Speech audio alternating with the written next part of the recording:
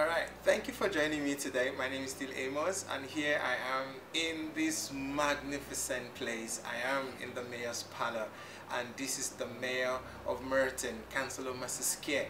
Today on Changing Lives, Changing Communities, I brought to you a very big fish. Oh dear, such a big fish. And I believe that it's been a wonderful time that we've had all the editions we've had. We've had lots of people talking about how life has been with them and how they have been able to use their life to change other people's lives. And then through the glory of God, I'm sure there are so many testimonies. And thank you all for all those who are sending messages to me. And I'd like to invite you to today's edition of Changing Life, Changing Communities with Pastor Amos. What a wonderful day, and what a time to celebrate, you know, the awesome thing that God is doing in our communities, and especially the way that we begin to see the turnaround and great people taking position and wonderful people impacting lives. And so today I've brought to you a very wonderful guest of mine, and she's going to be introducing herself. And so please join me and welcome to this program today, Madam Mayor. I call her Madam Mayor, of course, the one and only Councillor Marsie Skeete. Thank you so much for joining me today. Thank you very much. Councillor Marsie Skeete. Yes, it's a pleasure having you on Changing Life, Changing Communities. And what I do with this program is visit people and go to different places, trying to encourage our viewers on how God can use their lives to touch other people's lives. And then, of course, there's going to be a great testimony. So today, I've got Madam Mayor. Please, could you just introduce yourself? Good afternoon. Thank you for having me, Pastor Amos. Good afternoon. My name is Marsie Skeete. Amos loved to say Madam Mayor, but Marsie Skeete is enough for me. I am currently the Mayor of Merton for 2017-2018, and I think it's been a privilege given that role, because I've met some wonderful people, been to some wonderful places, and a spectacular year it was. With Pastor by my side too, it was even more special. Thanks to him and his family for welcoming me into their lives and my life into theirs. Good, good, good, wonderful. I guess my head is not swelling too much. Anyway, yes, Madam Mayor, I know we've spoken a couple of times, and I know that very well. Your journey has been very, very interesting, and I'm sure our viewers would like to know, before becoming a mayor, can you just share with us some of your experiences about life, your career, and some things that you think is going to be of benefit to those who are watching us today? Well, my life has been like anyone else's life, or even tougher than some. I came to this country many moons ago, and I struggled for 8 years without any proper documentation and travel documents and passport. People died in my family. I couldn't go home. Oh, it was bad. It was really bad. And I cried. I didn't even know I had so much tears in little me. Oh dear. But as time went on, God send your destiny helpers, I must say. And my destiny helper came one day when I was just down, and I was crying, and he said, "What's the matter?" And I told him, you know, I can't work, I can't do it. And he said, "You ain't got your papers and you haven't said." And he gave me a number, and it was my angel, my destiny. What I was trying to do in 8 years, this individual took 3 days to get my papers. Wow, so wonderful, wonderful. 3 days, and I said to myself, I would like to emulate her. I have to be, if God can use her to get to me, I can do the same to get to others. Wonderful. And when I got my papers, I went outside and I kissed the ground and said, Lord, guide me, and he did. After going to university, everything, here I am today as the mayor of Merton. Wow. And I must say, hold on to your faith, because it's testing times come. Yeah. But when you see those times are over, you'll be rejoicing. Hallelujah. Your blessings will come and Amen. flow from one to the next. I even pinched myself and said, am I really a mayor? Is it possible? And after blessings keep flowing. And I'm in shock right now, because I just got news this morning. Wow. Of another blessing that came my way. Oh, wonderful. And I tell you, God has been good to me. Hallelujah. I'm very humble. Anyone who knows me know that I'm humble. And I always say, when people ask me, what are you going to do after your mayoral year? My response to that is, wherever God leads me, I will follow. Amen. And today He led me To a new position, a new level. And I'm telling you, I'm just following. Wow, wonderful. That is absolutely encouraging. It's good to know that irrespective of your background, your financial background, your family background, your educational background, whatever it is that your life has been, it doesn't determine what your tomorrow will be. And so if you're probably sitting at home or wherever you are, you're watching us today, please be encouraged with the testimony of Mother Maya that it doesn't matter what your yesterday is like, your tomorrow is going to be better. Imagine, 8 years going through a lot of challenge without ability to work or earn money, and still was able to survive it. And when Destiny Helper came, within 3 days, what she's looking for in 8 years came only in 3 days. I pray for you also, you're watching me today, that whatever your challenge is, within the last couple of years, I know that in this season God will give you a new beginning in Jesus' name. Amen. Now, Mother Maya, I know also that you're so passionate about people. I don't know what made you to really, because I've gone out with you a couple of times and everybody keeps saying she's so humble, she's so respectful, she's so accessible. Why do you like people this much? My father always say, my child, you are better than no one, and no one is better than you. We're all human beings. That's right. And never forget where you came from. I came from humble beginnings, and I remain as humble as I can. People are people like me, and I treat people the way I would like to be treated. I do not like discrimination. I treat people the best as I can. My response so far as a mayor has been so good that I can only reach out to people and be who I am. Wonderful. I hate pretending. Wonderful. But God, maybe He has used me for a good purpose, because He put me there. I've met, the people I've met along the way. I have friends for life. I have loads of friends for life, and I'm glad for the opportunity. And I would like to thank my main Destiny Helper, who is Mr. Stephen Allen British, wonderful, the leader of the council, because he's moving me from strength to strength. Oh, great. And he has this attitude of just throwing me in the deep end without even telling me, we can discuss that we're going to do this, but he just throws me into things. I don't know where the challenges come from with him. He gives me the strength to accept these challenges and prove myself as an individual. And that new growth is very, very good for me. Wonderful. That's why when you serve, definitely opportunities come your way. Service, for me, I believe that service is a key that opens door, and that's why you see a lot of people, when they volunteer their time, they discover that one way or the other they get noticed, and then God can bless them through that.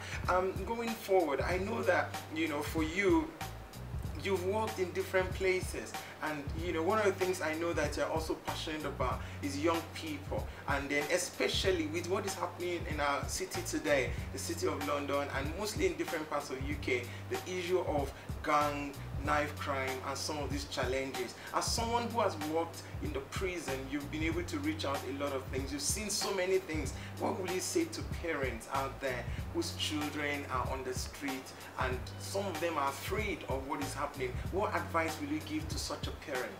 Well, the first advice I can give to you, no matter how old your child is, know your child and monitor your child.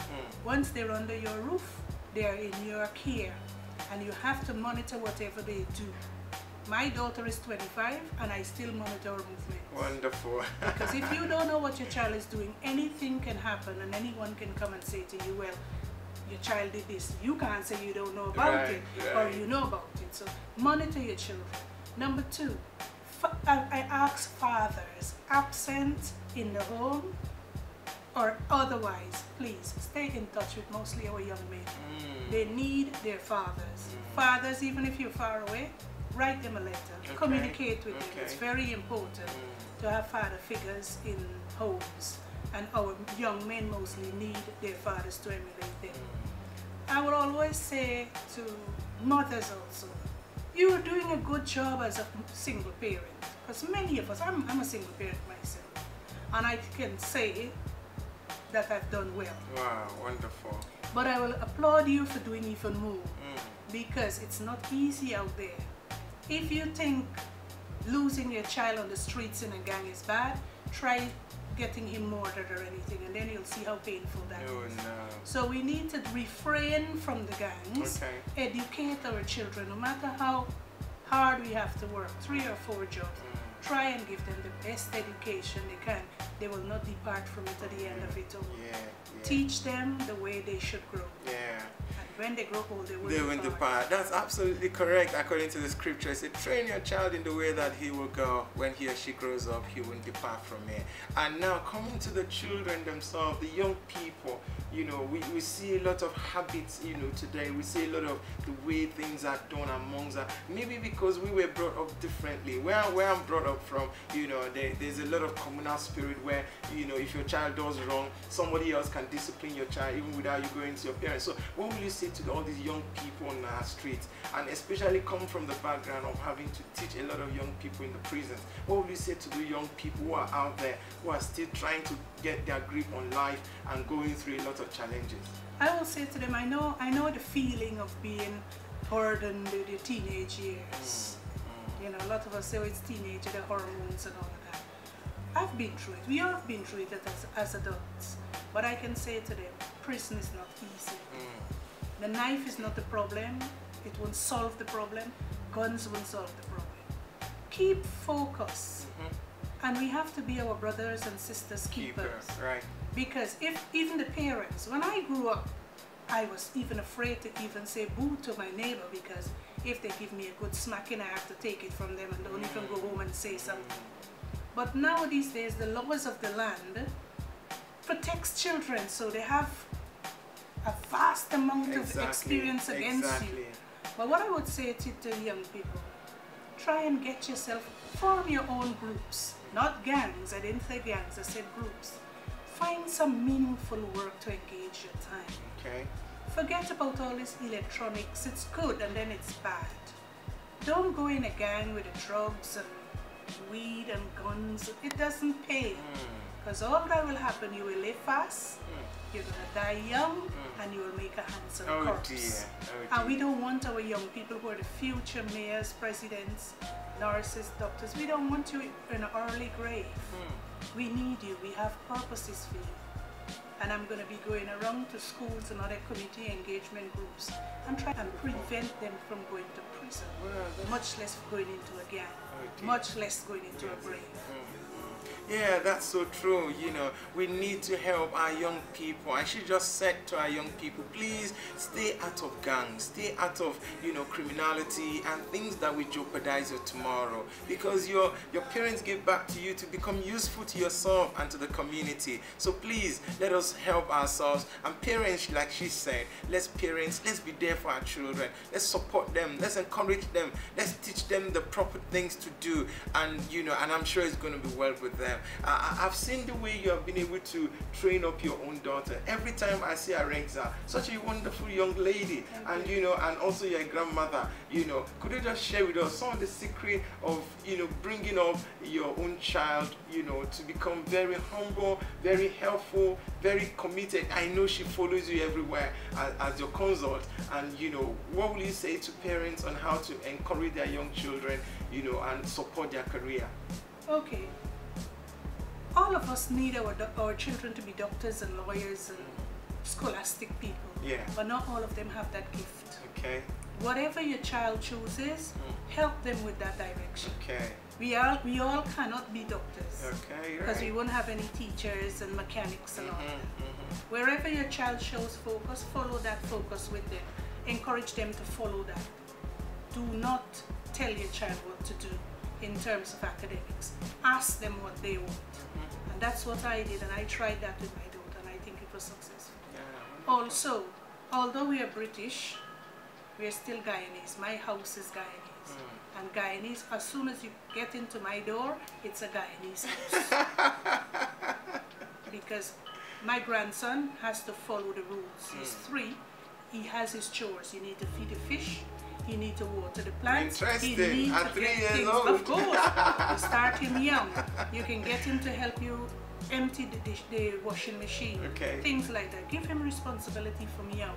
Basic things. And when you see he get into that routine, he will remind you that he didn't feed the fish or he didn't water the plants. Wonderful. You have to start from young. Interesting. Wow. So please engage these children. You know, it's commonly said, and I do mind, is always the devil's workshop. Please, let's engage our young people in something that would benefit them and benefit the family and the community. And you know, you could just give them some leverage, give them an opportunity, send them to your friends for tutoring, for mentoring, and I'm sure that it will benefit them. I know you love fashion. Yeah, I know she's a fashionable woman. Every time, you know, I know in your mayoral year, it's absolutely different, you know, because now you brought a lot of finesse, you brought a lot of, you know, gorgeousness and tidiness, you know, to that position of being a mayor of the borough of Merton. Could you tell us, you know, what's the secret of your niceness and beautiful looks and all that? There is no secret per se. I just like nice things, and I have this an eye for nice things. Okay. I just put things together.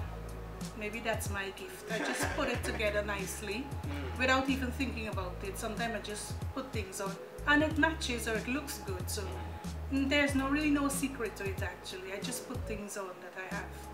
And I do not shop expensive. I'm a wise person when shopping expensive. Then what about shoes? I know you love shoes. I wish we could show our viewers your shoe. She is absolutely into shoes. A couple of times, of course, I've been to your house. Wow, wow, wow. Could you see that? Okay. You can see that. All right. I know she loves shoes. And so tell us, is there something spectacular about shoes for you? Well, for me, high-heeled shoes gives you better posture, okay, and elegance added to your whole persona. So when I put my shoes on, the first thing people look at you, when they look at you, the first thing they look at is your shoes. So I implore my women friends out there and viewers, wear nice shoes. Wow, what a lovely advice. So I guess if you're watching us today, this is Amos coming with, you know, this wonderful guest of mine today on changing lives and changing communities.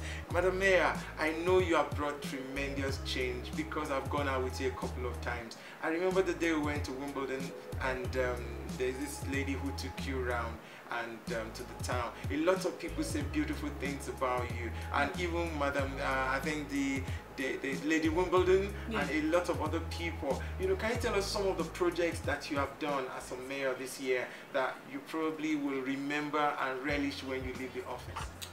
One thing I'll remember for life is attending the tennis opening. Okay. Sitting in the royal boxes and honor, something I will never ever forget in my lifetime. Wonderful. Without being the mayor, I could not have had that privilege. And I will cherish that for life. Wonderful. That's another thing I'm looking forward to is meeting the Queen next Wednesday. Ooh. Yes, so I hope I could join. I am looking forward to that, for that experience. Okay. And you know, I'm taking my daughter with me, so I think she will cherish that experience. Wonderful, wonderful. In terms of projects, because in terms of, you know, things that, because I know that individuals, I remember when I needed to write to an organization for a reference, you wrote such a beautiful letter, and you know, I just wanted to ask, is this something you do for people, or how do you really touch people's lives being a mayor? Well, being the mayor, some people really cherish your presence. Okay. Wearing the chain or the gown, okay, adds credence to who you are. But it don't have to be the chain and the gown that defines me. In all, I like helping people. Wonderful. And I am a person who likes to see upward mobility in individuals. And once you're going to be doing things for the better, I don't get involved in criminal activities or anything dodgy. But once you want to uplift yourself and educate yourself, I'm willing to help you along the way. Wonderful. As much as I can. Can you tell us a little bit about your charities for the year? Every mayor do have charities they support every year. Could you tell us some of the charities you've supported this year? Well, my main charities are Merton MenCap and Common Side Trust, and they look after disabled and vulnerable people in our community. But I have formed my own organization, which is the Marsie Skeete Foundation, and I'll be working in and around London, not just Merton. Okay. Working with people, changing their children's lives, and we're going to be doing some speaking to some parents and different activities, because I want to see mostly again teenagers who think that, well, gun or knife is the problem, is the solution to the problem. I want to sway them away from that. I want to meet them before prison and tell them what really go on in prison. And then I do hope it will change their whole idea, because being in prison is not cool. Oh dear. I've sat there many days and grown men come crying because they want someone to talk to. Oh dear. And what they haven't said to the solicitor and the judge, they will say to me, because it's now time for them to release, because they had enough time to reflect on their crime. I also want to get into restorative justice, so that the offender can meet with the victims and their families, and we can have reconciliation. And I think that will bring some peace to both parties. And avoid the litigation process. You know, because now there's a lot of cost having to go to court to sort out a lot of things. But when there is an alternative reconciliation process, it's going to help, and it brings peace and amicable resolution. That's fantastic. Now I know you did some projects this year, which is your main ball. You had a ball this year. You also had the peace walk. You had the 70s disco. The Commonwealth lunch. Could you tell us a little bit about some of this project and how did it go? Oh well, I must say thank God. Everything I touched turned to gold. Oh, wonderful! Praise God. I had such a good time in my year, especially where my functions are concerned, because I did extraordinary things. I don't do normal. Don't expect normal. Please do extraordinary things. You heard the mayor say. Different from everyone, and then they'll have to pay attention to you. Oh, good. I did. It was just sudden that I don't want any birthday present. I said I'll do a 76, and I made nearly £5,000 for a couple of hours. Do things that are extraordinary. Push the boat out. Be a big spender in terms of not spending money. Aim big. So if you fall, aim high as you can. If you fall halfway or above. But don't go for mediocre stuff. It's not. And also, what I forgot to put in, please have people who are driven and trustworthy. Oh, wonderful. Driven people, get up and volunteer. Drive yourself to do better every year. Because some of these projects will continue with me even after my year. Oh, good. That's so wonderful. That's so wonderful. I think it's interesting today that I'm bringing such a wonderful guest. And for me, I'm really so grateful to God meeting Madam Mayor, because she's been such a wonderful person to me, to my family, and to some of the projects that I'm doing. She's supported me everywhere I've gone. And for me, I'm more than grateful, Madam Mayor. Thank you so much. While we're still on this today, I also wanted to let's look at some people who are watching us today, seeing you in your wonderful gown as a mayor. They probably will be wishing. Some of them have been in this country for 30 years, for 50 years. They probably have never thought they could ever become mayor. I just wanted to tell our viewers today, you know, what are the process and how easy it is to become a councillor and then a mayor. You know, some of them want to involve in community work or volunteering. You know, could you just advise them on process they need to go through for them to also become a mayor one day? When you want to start volunteering, it chose my local Labour Party to be a volunteer. Okay, so you're a Labour member. All I did was hand leaflets out in my road where I lived. Okay. Just that. They will come drop them to my door and I will deliver them just in my road. From that, I went out on Sundays volunteering again with a local MP, getting to know people, you know, follow them around, see what they do.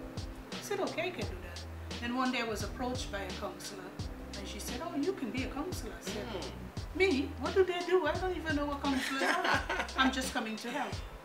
And from that, the election process was coming up and someone said to me, oh, I'm putting your name down. And I said, for what? She said, to be a councillor. The rest is history. Wow. Because I had been selected that year, 2014. Okay.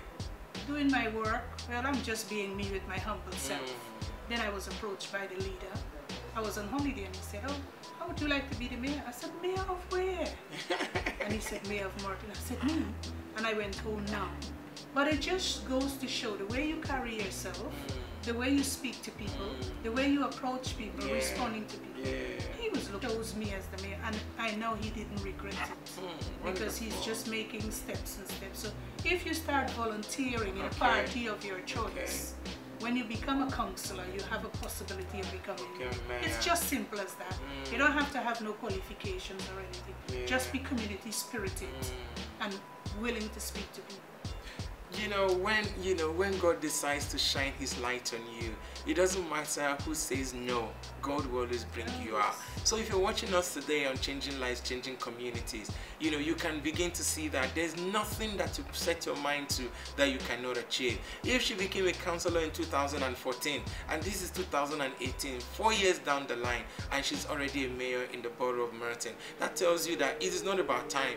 When God decides that it's your time, definitely to work for you. So please, whatever it is that you're trusting God for, believe in God. Hold on to that confession. Have a strong determination that you'll make it. And I believe that you definitely make it by the grace of God. And I would just like to round up today because I know that it's been a lovely time speaking with Madam Mayor, the Mayor of Merton, Councillor Mrs. Skeete. And in the final word, I just want, because I know that we've been, to quite a good number of churches with you, and you're so open, and then a lot of times I get some invitations and I said, oh, why don't you go speak to them in this church? Why, can you share with us, some of your school day, childhood, about you going to church? Because I know we've said that before one time, and you're probably trying to remember some of the songs that you used to sing back home then, so please could you just tell them, do you think that your faith has helped to shaping your life today?